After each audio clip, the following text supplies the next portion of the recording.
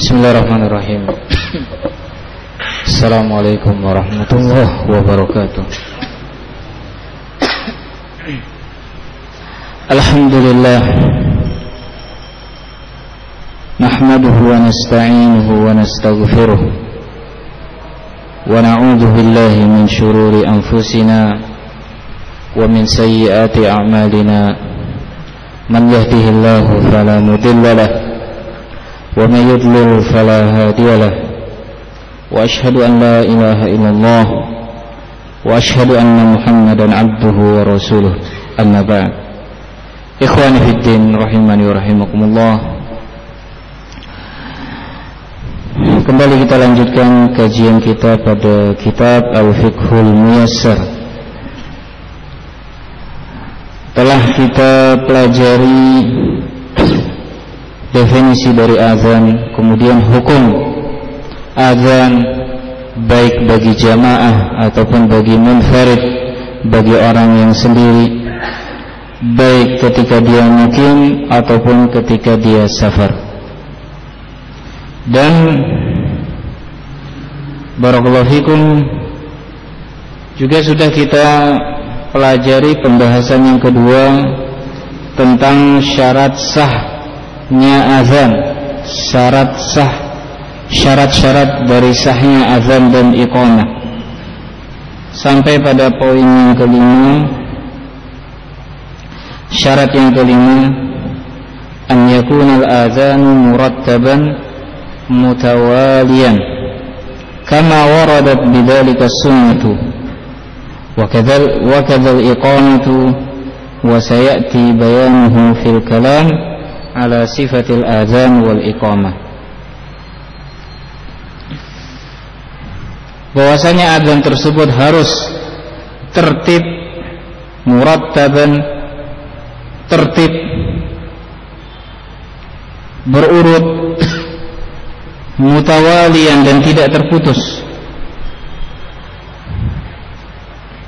sebagaimana yang diriwayatkan demikian di dalam sunnah.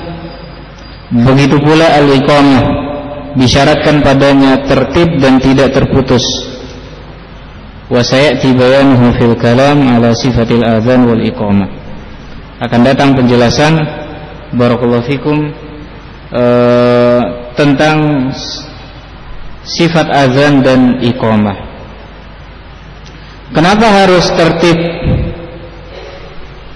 Maksud tertib di sini adalah yaitu kita al-muadzin memulainya dengan takbir, kemudian asyhadu an la ilaha illallah, asyhadu anna Muhammadar Rasulullah, hayya 'alas shalah, hayya 'alal falah, kemudian takbir, kemudian diakhiri dengan tahlil la ilaha illallah. Ini maksud dari tertib, berurut sesuai dengan apa yang diriwayatkan di dalam sunnah Rasulullah SAW, sehingga tidak sah azan seseorang apabila dibalik syahadatnya ditaruh di awal, kemudian takbirnya di pertengahannya, atau dia membaca hayya 'alatain, hayya 'alas shalah dan hayya 'alal falah sebelum syahadatain, sebelum tasyahud. Barakallahu fikum. Maka tidak sah azan yang seperti ini. Kenapa demikian? Barakallahu fikum. Karena azan merupakan ibadah. Azan merupakan ibadah yang telah diriwayatkan tata caranya dari sunnah-sunnah Rasulullah SAW. Sehingga oleh karena itu azan tersebut harus dilaksanakan sesuai dengan sunnah Rasul. Dan juga Nabi SAW mengatakan, man amila amalan laisa alaihi amruna fahuwa raddun. Barang siapa yang mengamalkan sebuah perbuatan yang bukan dari urusan kami atau bukan dari agama kami, maka amalan tersebut akan tertolak. Begitu pula apabila azan tidak dikumandangkan dengan tata cara kaifiyah, tidak dikumandangkan dengan kaifiyah yang sesuai dengan tata cara yang disunnahkan oleh Rasulullah SAW, maka adzan tersebut tidak sah. Mutawalian, tidak terputus, berurut, tidak terputus dengan waktu yang lama. Kalau hanya sebatas terputus karena atas batuk atau bersin, barakallahu fikum, maka ini tidak mengapa. Atau ada yang bertanya kepada dia, nah mana fulan, mana si fulan, ada muazin, kemudian datang seseorang bertanya kepada fulan, sementara dia sedang mengumandangkan azan, sementara muazin sedang mengumandangkan azan. Mana si fulan? Oh, zahab, dia pergi. Barakallahu fikum. Sebatas itu saja, maka yang seperti ini tidak mengapa. Tapi kalau seandainya diputus sampai dia mengobrol, atau diputus barakallahu fikum berwudu kemudian sholat, maka harus bagi dia untuk mengulang azan dari awal, karena yang pertama tadi tidak sah. Barakallahu fikum.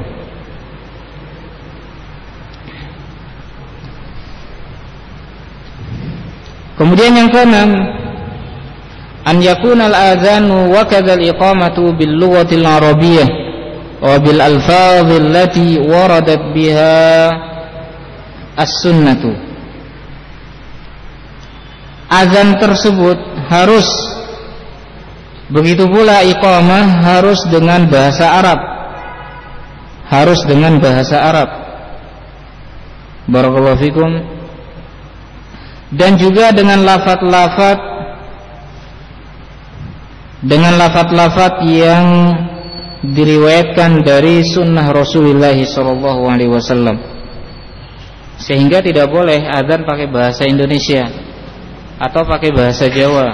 Nah, barakallahu fikum, karena azan ini adalah ibadah, Barakallahu fikum. Ibarat antum mengganti zikir salat, bacaan salat dengan bahasa lain, subhana rabbiyal a'la, diganti dengan bahasa Indonesia misalnya, ini tidak benar. Dan barakallahu fikum, azannya tidak sah. Sehingga oleh karena itu barakallahu fikum, wajib dan harus diulang azan kalau seandainya dikumandangkan dengan selain dari bahasa Arab. Dan juga dengan lafaz-lafaz yang sudah diriwayatkan, barakallahu fikum, tidak boleh lafaz-lafaz azan diganti dengan lafaz-lafaz yang lain walaupun dengan makna yang sama. Misalnya Allahu Akbar diganti dengan Allahu Ajal atau Allahu A'zam, maknanya sama, hampir sama. Namun barakallahu fikum, tidak sah yang seperti ini, karena azan merupakan ibadah yang harus sesuai dengan tata cara yang dibimbingkan oleh Rasulullah SAW. Atau asyhadu alla ilaha illallah diganti dengan ukirru alla ilaha illallah, maknanya sama.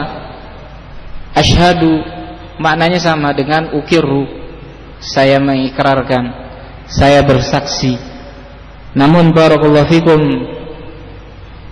tidak benar azan yang seperti ini. Atau dia mengatakan la ilaha siwallah, la ilaha siwallah, tidak ada ilah siwallah, maknanya sama. Siwa dengan illah itu maknanya sama, illah termasuk diantara adatul istisna.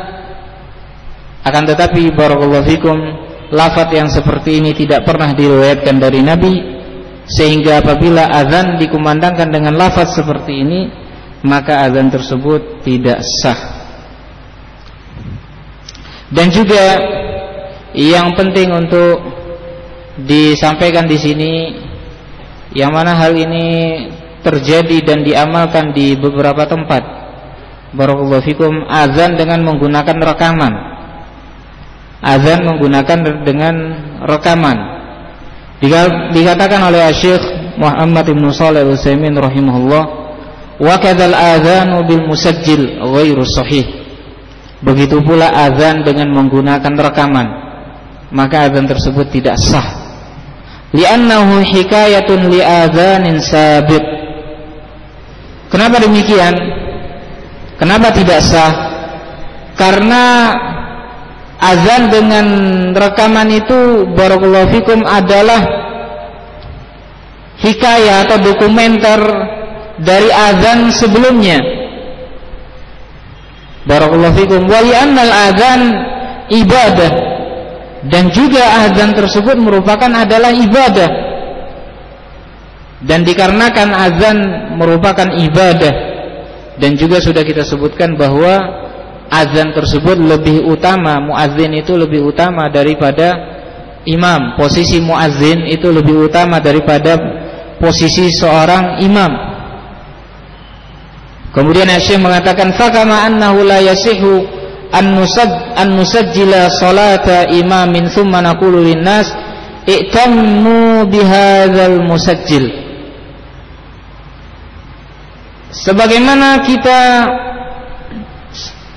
Sebagaimana tidak sahnya kita merekam salatnya seorang imam, kemudian kita mengatakan kepada para makmum, ayo ikuti salat dengan rekaman ini.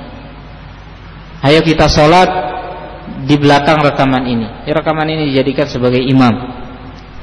Kita mengatakan hal ini, tentunya kita sepakati hal ini tidak boleh. Maka barakallahu fikum, begitu pula dengan azan menggunakan al-musajjil, menggunakan rekaman. Barakallahu fikum. Sehingga apabila seseorang mengumandangkan azan dengan rekaman, menggunakan rekaman, maka kewajiban al-farad, al-kifayah, kewajiban belum jatuh dan belum gugur terhadap kaum muslimin yang lainnya. Al-mas'alatu tsalitsah, pembahasan yang ketiga, fi sifatil mustahabbah fil muadzin, kriteria-kriteria yang disenangi bagi seorang muadzin, kriteria yang disukai dan disunahkan bagi seorang muadzin, sifat-sifat yang disenangi dan disunahkan bagi seorang muadzin. An yakuna adlan aminan. Yang pertama, dia haruslah seorang yang adil dan terpercaya. Apabila disebut dia itu adlan, maksudnya dia adalah seorang yang saleh, muttaqi, bukan pelaku maksiat. Al-udul, barakallahu fikum, yang dimaksud dengan al-udul atau adlan di sini adalah tazkiyah terhadap agamanya. Tazkiyah terhadap agamanya. Dia itu seorang yang bertakwa, yang alim bahasa kitanya, seorang yang alim bahasa kita di sini. Aminan, dan orang yang terpercaya, amanat. Barakallahu fikum, karena azan ini merupakan amanat yang sangat besar. Azan merupakan amanat yang sangat besar. Barakallahu fikum. Amanatnya sangat terkait dengan ibadah yang sangat besar, yaitu ibadah salat. Sehingga haruslah dipilih seorang yang amanah, orang-orang yang tidak melalaikan amanah. Li'annahu mu'tamanun yurja'u ilaihi fi sholati wassiyam. Karena seorang muadzin itu diamanati dalam beberapa hal, yurja'u ilaihi fi siyam fi sholati wassiyam, yang mana dia dijadikan sebagai rujukan di dalam perkara salat dan siam, dalam puasa, yaitu ketika orang iftar. Naam, barakallahu fikum, sebagai tanda berakhirnya waktu saum, yaitu dengan al-azan. Barakallahu fikum. Sehingga dia haruslah seorang yang amanah, dan dia dijadikan sebagai sandaran di dalam salat, dan saum. Fala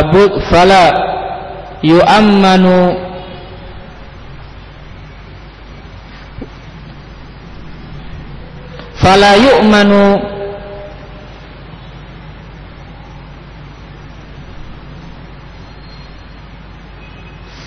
barakallahu fikum li'annahu mu'tamanun yurja'u ilaihi fis salati was siyam fala yu'manu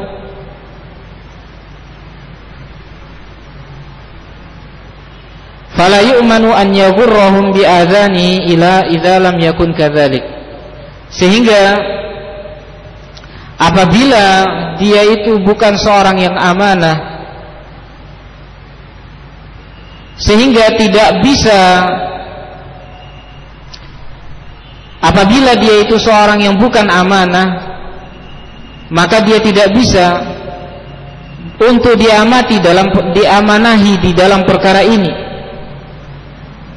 Sehingga orang yang bukan amanah tersebut akan menipu kaum muslimin dengan azannya apabila dia bukan seorang amanah. Idza lam yakun kadzalik, apabila dia bukan seorang yang amanah, seorang yang amin. Barakallahu fikum. Fala ya'man. Jadi tidak selamat. Nah, tidak selamat kaum muslimin tertipu dengan azannya kalau seandainya muadzin tersebut bukanlah seorang yang amanah. Fala ya'manu an yaghurrahum, barakallahu fikum, sehingga tidak merasa aman kaum muslimin an yaghurrahum, tertipu dengan azannya al muadzin kalau seandainya muadzin tersebut bukan seorang yang adil dan bukan seorang yang amanah. Barakallahu fikum. Ikhwani fiddin rahimani rahimakumullah. Maksud dari perkataan yang disebutkan di sini bahwa seorang yang muadzin itu haruslah seorang yang adil, orang yang bertakwa, seorang yang alim, dan seorang yang amanah, yang memiliki amanah. Ini yang afdal, yang utama, dan kita prioritaskan pada sifat seorang muadzin. Namun bukan syarat. Sehingga kalau seandainya seorang pelaku maksiat mengumandangkan azan, maka azannya itu masih sah, tetap sah. Karena kriteria ini disebutkan sebagai kriteria tambahan, kriteria afdal, lebih utama. Sehingga azannya pelaku maksiat madama musliman, selama dia masih seorang muslim, maka azannya tetap sah. Azannya tetap sah. Barakallahu fikum. Cuman kita lebih mengutamakan seseorang yang adil dan amanah. Kenapa dikatakan demikian? Karena kalau seandainya dia muadzin itu bukan seorang yang adil, bukan seorang yang amanah, maka kita tidak akan merasa aman, tertipu dengan azannya. Misalnya dia tidak amanah masalah waktu, terutama di dalam puasa, di dalam shaum, bisa jadi dia mengumandangkan azan sebelum terbenamnya matahari. Barakallahu fikum. Karena dia bukanlah seorang yang amanah. Sehingga oleh karena itu ikhwani fiddin, diprioritaskan di sini adalah seorang yang adil, seorang yang bertakwa, bukan pelaku maksiat, bukan mujahir bil maksiyah, bukan seseorang yang terang-terangan di dalam melakukan kemaksiatan, dan juga dia adalah seorang yang amanah, yang memiliki amanah.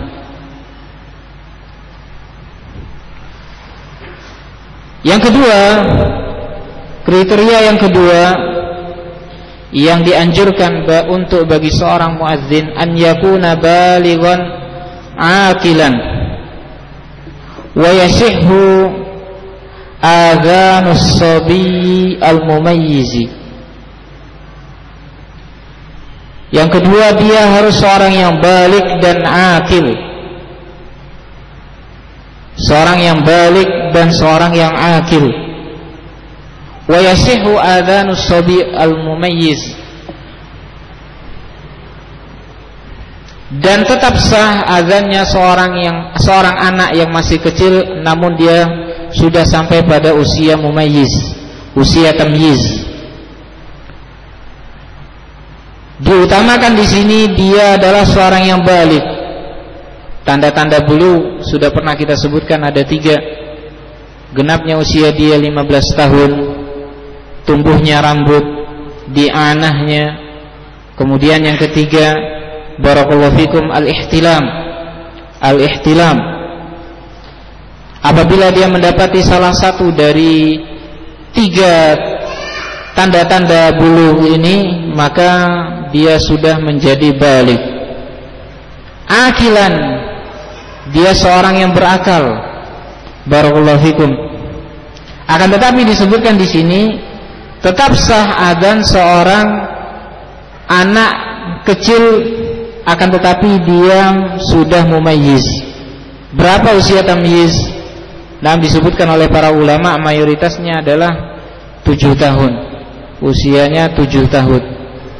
Mayoritasnya pada usia tamyiz, perilaku tamyiz itu terjadi pada usia 7 tahun.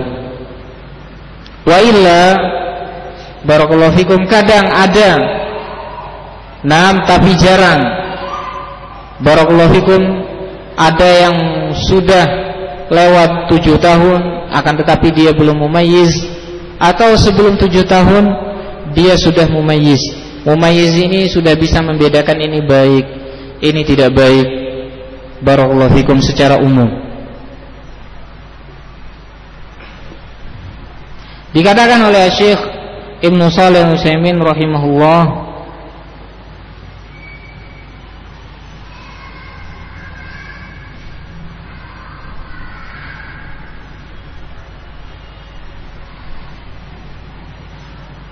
innahu yasih, bahwasanya azan mumayyiz itu sah. Azan bayi, azan seorang anak kecil yang masuk pada usia tamyiz itu sah. Wa wajhul ijza, sisi pembolehannya itu bagaimana? Anna hadza dzikrun, bahwasanya azan ini merupakan zikir. Wa dzikru la yushtaratu fihi al-bulugh, dan zikir itu tidak dipersyaratkan padanya al-bulugh, tidak dipersyaratkan padanya usia baligh. Fa inna as-sabiyya yuktabu lahu wa la yuktabu alaihi, seorang anak kecil akan ditulis amalan-amalan kebaikannya apabila dia melakukan amalan ta'ah, ketaatan, akan ditulis. Wala yuktabu alaihi, namun perbuatan-perbuatan jelek tidak akan ditulis untuk dia, seseorang yang belum baligh. Fa idza dzakarallahu, apabila dia berzikir kepada Allah Subhanahu wa taala, kataballahu lahul ajra wa sahha minhu az-dzikr, maka Allah Subhanahu wa taala akan menulis pahala untuk dia. Barakallahu fikum, karena as-sabi yuktabu lahu wa la yuktabu alaihi. Kalimat lahu dengan ala bedanya sangat bertolak belakang. Kalau lahu itu kebaikan, ditulis kebaikan untuk dia. Wala yuktabu alaihi, perbuatan-perbuatan jelek tidak akan ditulis dari dia. Maka apabila dia berzikir kepada Allah atau mengumandangkan azan, maka Allah Subhanahu wa taala akan menulis pahala untuk dia dan zikir tersebut sah. Fa idza adzana al-muadzinu fa innahu yuktafa bi adzanihi, apabila dia mengumandangkan azan, seorang mumayyiz tadi, anak kecil yang sampai pada usia mumayyiz, maka barakallahu fikum, dengan azannya sudah mencukupi, dengan azannya sudah mencukupi. Namun dijelaskan juga oleh para ulama, diharuskan adanya seseorang yang baligh dan akil yang mengawasinya. Barakallahu fikum, adanya seorang yang baligh, yang akil dan yang mengawasinya. Dan tentunya ikhwani fiddin, barakallahu fikum, lebih utama lagi kalau seandainya ditunjuk seorang yang baligh dan akil. Kemudian yang ketiga, an yakuna aliman bil awqati liyataharraha fayu'adzinu fi awwaliha li'annahu illam yakun 'aliman rubbama ghalita aw akhta'a. Dia haruslah seseorang yang mengilmui tentang waktu-waktu salat, yang bisa mengetahui tentang waktu-waktu salat, pergantian waktu salat, supaya dia bisa menjaganya, sehingga dia bisa mengumandangkan azan di awal waktunya. Barakallahu fikum. Ini kriteria yang sangat dianjurkan juga bagi seorang muadzin. Dia haruslah seorang yang aliman bil awqat, seorang yang mengerti tentang waktu-waktu salat. Salat fajar ketika terbitnya fajar shadiq, salat zuhur ba'da zawal, salat asar setelah bayangan seseorang itu, setelah bayangan suatu benda sama rata dengan benda aslinya, ditambah lagi dengan fai'uz zawal. Barakallahu fikum. Dan juga salat maghrib ketika terbenamnya matahari, dan salat isya setelah hilangnya asyafaqul ahmar. Barakallahu fikum. Hilangnya warna merah di atas langit. Nah, dia harus mengerti dan paham tentang waktu-waktu salat ini, dan bisa membedakan, dan bisa dia melihat keadaan alam dari perubahan-perubahan waktu tersebut, supaya dia bisa menjaganya dan mengumandangkan azan di awal waktunya. Inilah barakallahu fikum kriteria yang sangat dianjurkan pula bagi seorang muadzin dan disunahkan. Li'annahu illam yakun 'aliman rubbama ghalita aw akhta'a. Karena kalau seandainya apabila dia bukan seorang yang mengerti tentang waktu salat, dikhawatirkan mungkin saja dia itu ghalita, salah, atau akhta'a, salah atau keliru.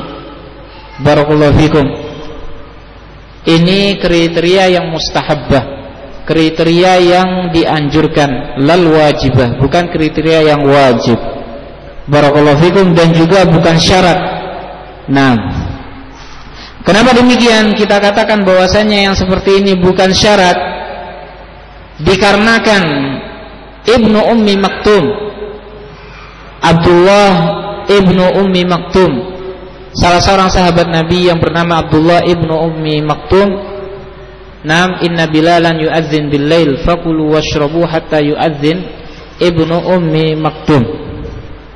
Sesungguhnya Bilal itu azan, mengumandangkan azan pada fajar, dan pada fajar kadzib, dan itu masih dikategorikan sebagai pada waktu malam. Fakulu washrabu, dan boleh bagi dia untuk makan pada bulan Ramadan walaupun Bilal sudah mengumandangkan azan. Azan pertama di dalam salat subuh.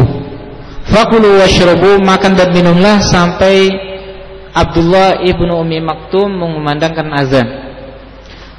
Fakana rajulan a'ma. Abdullah Ibnu Ummi Maktum ini adalah seorang yang buta, sahabat yang buta. Barakallahu fikum. Sehingga tentunya dia tidak bisa mengerti dan mengenal waktu, karena dia tidak bisa melihat alam di sekitarnya, keadaan di sekitarnya. Dan juga disebutkan di dalam sebuah riwayat, kana la yu'adzinu hatta yuqalu lahu asbahta asbahta. Barakallahu fikum. Asbahta asbahta. Dan beliau ini tidaklah mengumandangkan azan kecuali setelah ada orang yang mengingatkan dia dengan ucapan asbahta asbahta. Kita sudah masuk waktu subuh, kita sudah masuk waktu subuh. Engkau sudah masuk pada waktu subuh, engkau sudah masuk pada waktu subuh. Akan tetapi ikhwani fiddin, tentunya al-afdal dia adalah seorang yang aliman bil waqti, seorang yang paham, dia sendiri paham tentang waktu salat. Barakallahu fikum. Dan juga orang yang tidak paham dan tidak mengerti waktu salat, kadang tidak mesti dan tidak setiap saat seseorang bisa mengingatkan dia. Tidak setiap saat seseorang bisa mengingatkan dia tentang waktu salat. Sehingga oleh karena itu tentunya harus dipilih di sini seseorang yang mengerti tentang waktu sholat. Yang keempat, an yakuna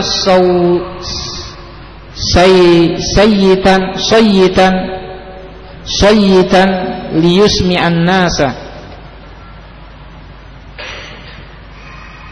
Dia harus seorang yang sayyitan.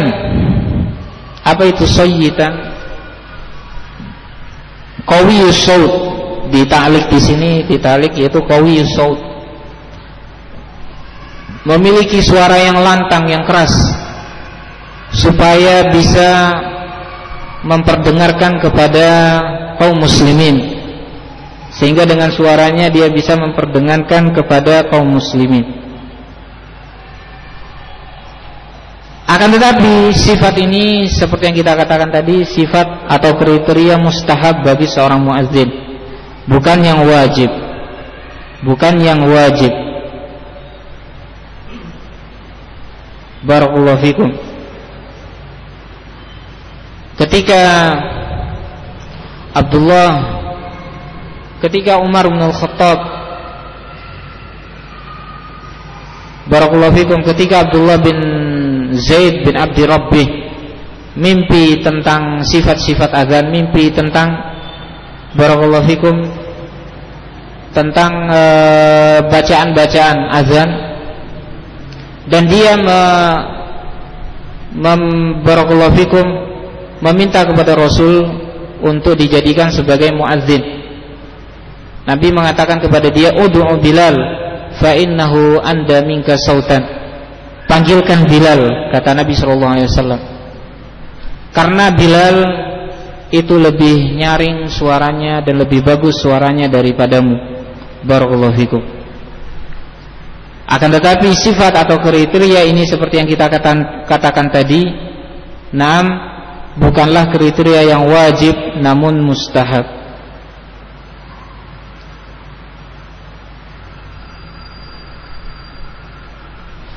Di sini ada beberapa hal yang penting diketahui tentang masalah suara bagi seorang muadzin. Beberapa kriteria terkait masalah suara. Yang pertama, suara yang keras, yang nyaring, suara yang keras.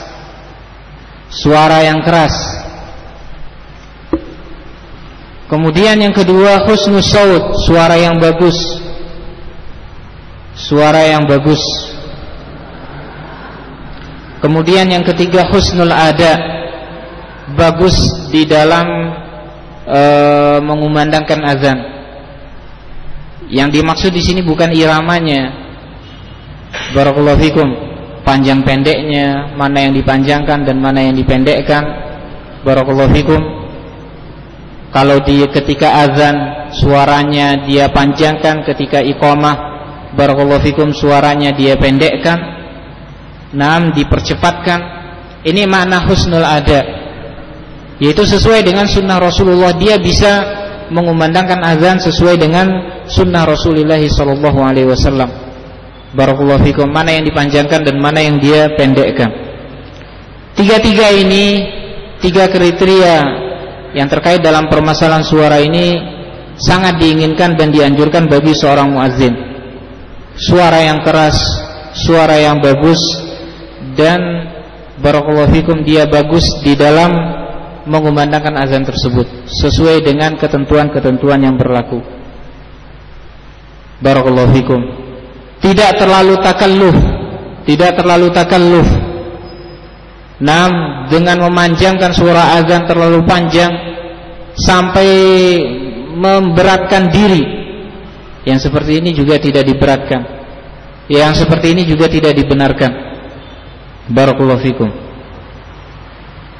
Dikatakan oleh Syekh Muhammad bin Shalih Al-Utsaimin rahimahullah, wa nastanbitu min qawli sayyitan anna mukabbiratis saut min ni'matillah li'annaha tazitu sautal muadzin quwwatan wa husnan wa la mahdhura fiha syar'an.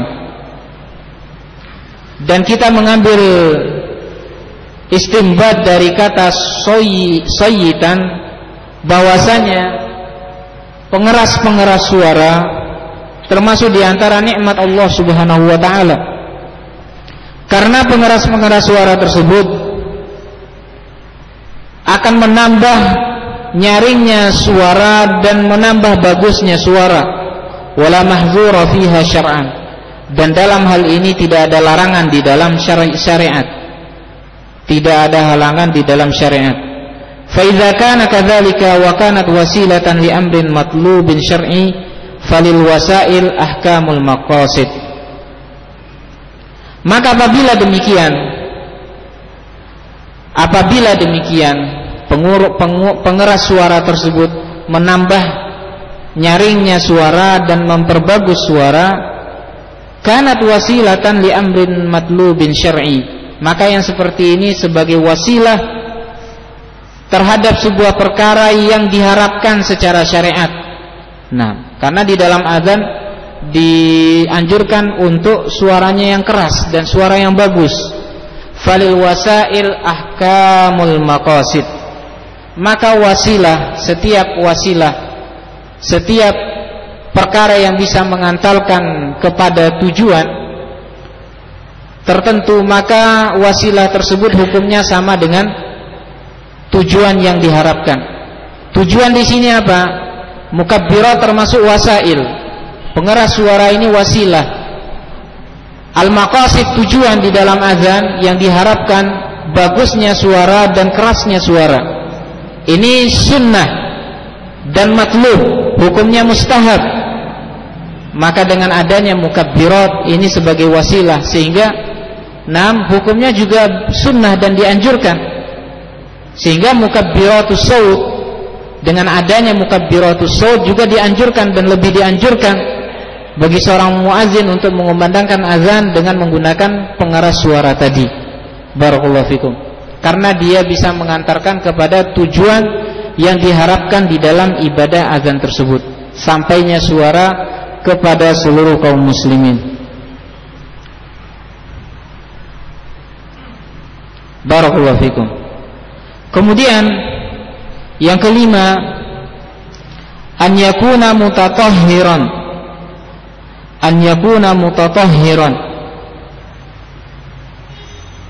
minal hadatsil asghar wal akbar. Dia harus suci, seorang muadzin dia harus dalam keadaan tuhur, dalam keadaan suci dari hadat kecil ataupun hadat besar. Barakallahu fikum. Ini kriteria yang dianjurkan, namun mustahab, tidak wajib dan juga bukan syarat, sehingga sah azan dari seorang yang muhdits. Akan tetapi sangat dianjurkan bagi dia untuk bersuci sebelum mengumandangkan azan. Kenapa demikian? Pernah kita sampaikan sebuah hadits, Nabi SAW mengatakan, inni karihtu an adzkurallaha azza wa jal illa ala tuhrin au taharatin. Nabi mengatakan, sesungguhnya saya tidak senang untuk berzikir kepada Allah Subhanahu wa ta'ala kecuali dalam keadaan taharah, dalam keadaan suci.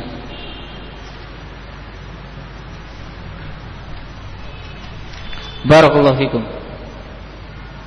Kemudian yang ketujuh, an yaj'ala usbu'aihi. Kalau kalimat asbu' jari, antum menggunakan harokat apa saja boleh antum baca. Asbu'aihi, asbi'aihi, asba'aihi, atau isbi'aihi, isba'aihi, isbu'aihi. Harokat apa saja antum gunakan bisa. Ini kalimat usbu'. Barakallahu fikum, beragam bahasanya. An yaj'ala usbu'aihi fi udhunaihi. Dia menempatkan dua jarinya ke telinganya. Kenapa demikian? Karena yang seperti ini bisa lebih mengeraskan suara. wa an yudira wajhahu ala yaminihi idza qala hayya 'alas shalah wa ala yasarihi idza qala hayya 'alal falah, dan dia memalingkan wajahnya ke kanannya ketika dia membaca hayya 'alas shalah, dan mengarahkan wajahnya ke kiri ketika dia membaca hayya 'alal falah. Wallahu ta'ala alam.